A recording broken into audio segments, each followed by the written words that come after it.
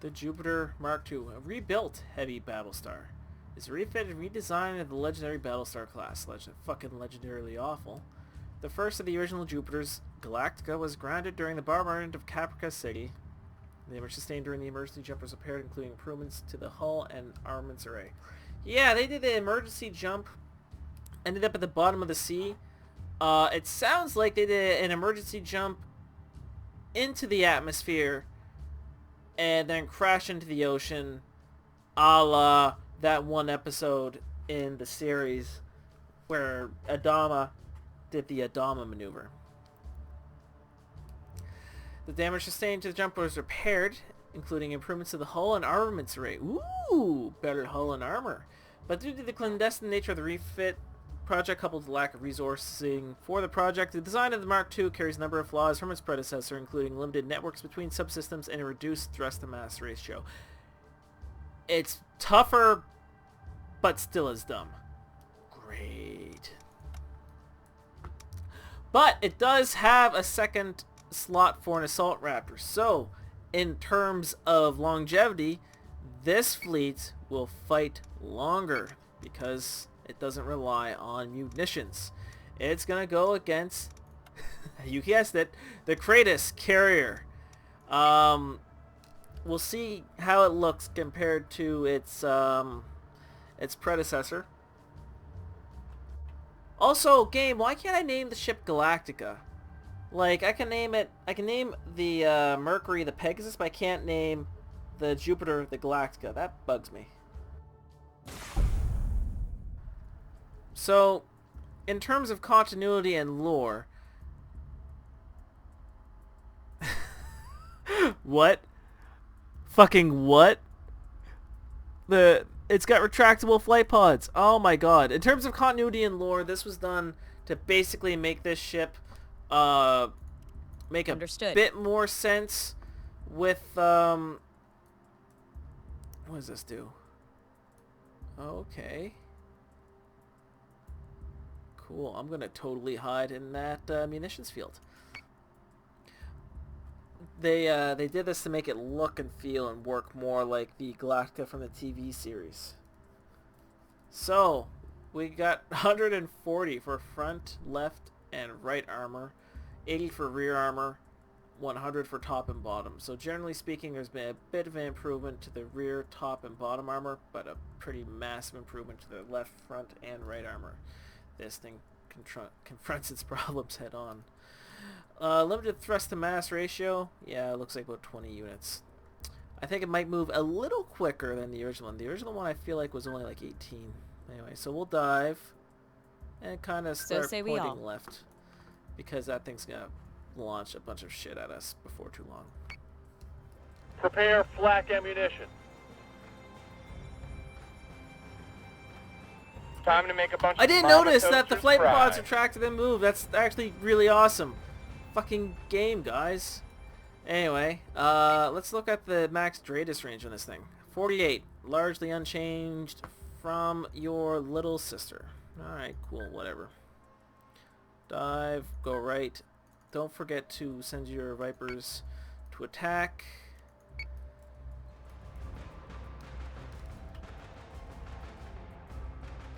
Weapons free and by the numbers, folks. Ah, here they are. Hello, friends! Squadron target is confirmed.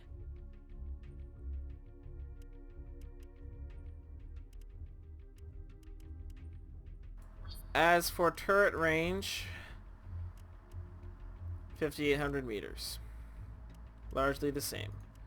Actually, I feel like the gaps right here might be wider on the Mark II compared to the original one. So that's not great. Anyway, let's just go dead slow, kind of towards the dust, and yes, Commander. Put the flak field up on the right now that my fighters are clear. We'll use that that dust cloud for cover. You guys are going after those raiders.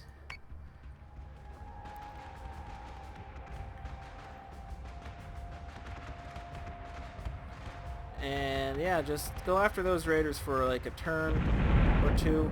Yeah. Abandon those raiders now. Go after these guys. Those guys up there, they'll be fine. Probably. Maybe. I don't know.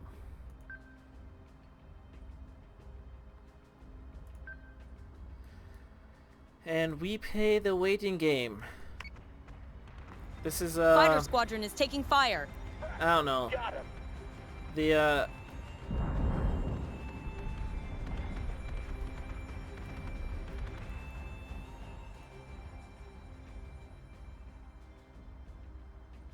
these ships are like they're good, but they are, you know, they should be considered a support ship and used as such. So with caution, with cover, with other ships. Never on their Reloading. own. Woo! Because they will be relying on their IFF special confirms abilities. unit is hostile. In this case, you know, special abilities being fighters. Okay, well, I guess the gig is up. Yeah, take out those guys. And we wait until those Alert nukes squadron to keep 36 are, by 82 free for flak clear. projection. Nuke incoming. 2, 3.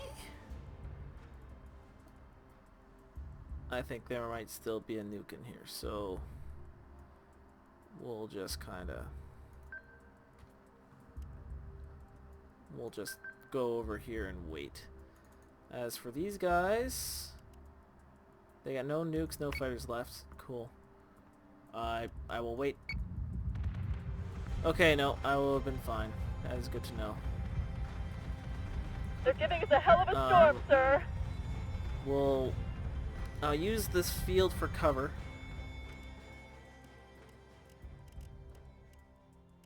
Cancel flak. Launching launch Raptors. Assault and I will use the field for cover and get the hell out of here.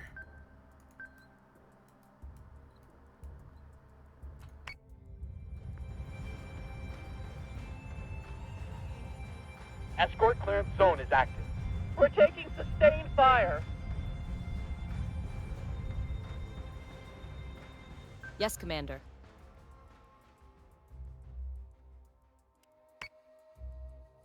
And since this ship is probably going to move forward through to the dust cloud, when it's clear of the dust cloud and I've got some distance between it and I will lob the one nuke I have at it. Ooh, it's coming at me hard. Oh my god.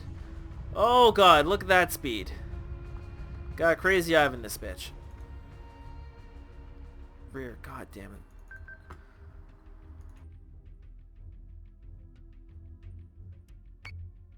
Missiles away. I might have to fire the nuke now. Hopefully it hits.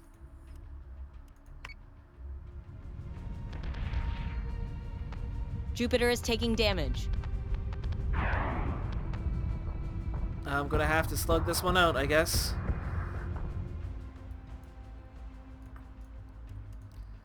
Alright.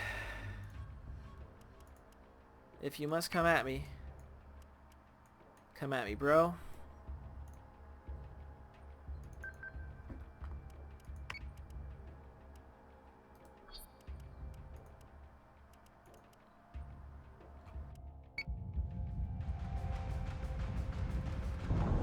Yeah, here we go.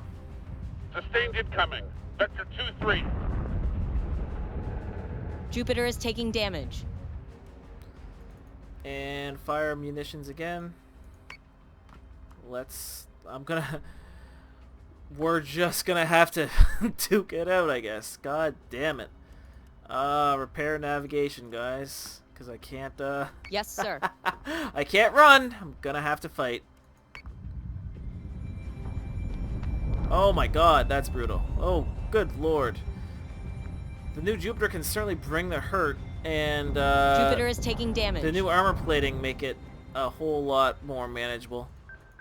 I kind of got used to having it around because in the campaign for story missions you always had to use the Galactica, and you just kind of get used to babysitting these things.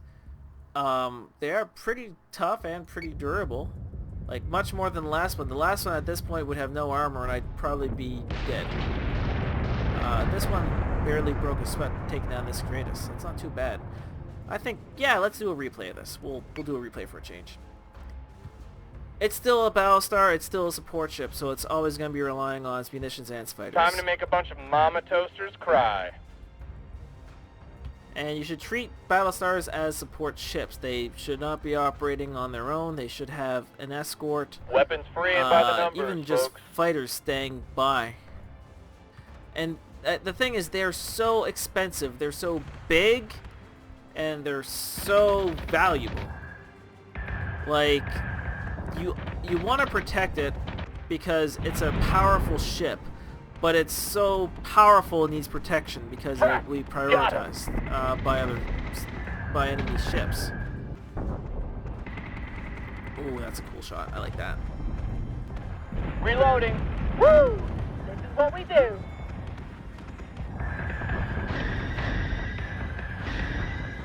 Well, that's problems. So, yeah. I'm not a fan. Alert squadrons keep 36 by 82 free for They should be treated like a carrier. Their power is in their fighters. Like, yes, they do have munitions, and yes, They're you giving can us a hell of a use storm, munitions, but they're not. They don't have enough munition space to be a dedicated sniper at long range or a dedicated support ship with countermeasures.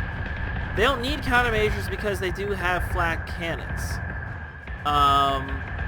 They don't need debris mines because they do have flak, so you might as well put a damage-dealing weapon in there, maybe an armor piercer or something. But you'll be, like, I mean, I was unfortunately forced to slug it out at close range with this guy. But, this would not have been so easy if I didn't have my Vipers and Raptors just picking away at it. Sustained incoming. In fact, if I remembered 2-3. to fire my munitions sooner with the Raptors, I probably could have ended the battle a turn sooner.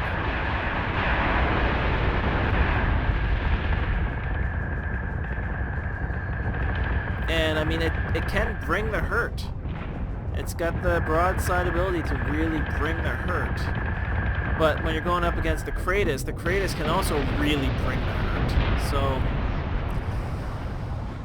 I mean, it's certainly better than the Mark 1, but it's also a lot more expensive. You're getting into a point where you can either have one Battlestar, or in my case, for example, 2 carriers. And one Battlestar or 4 Vipers and 2 Assault Raptors. That's a bit more usable in the battlefield, I think, rather than one of these.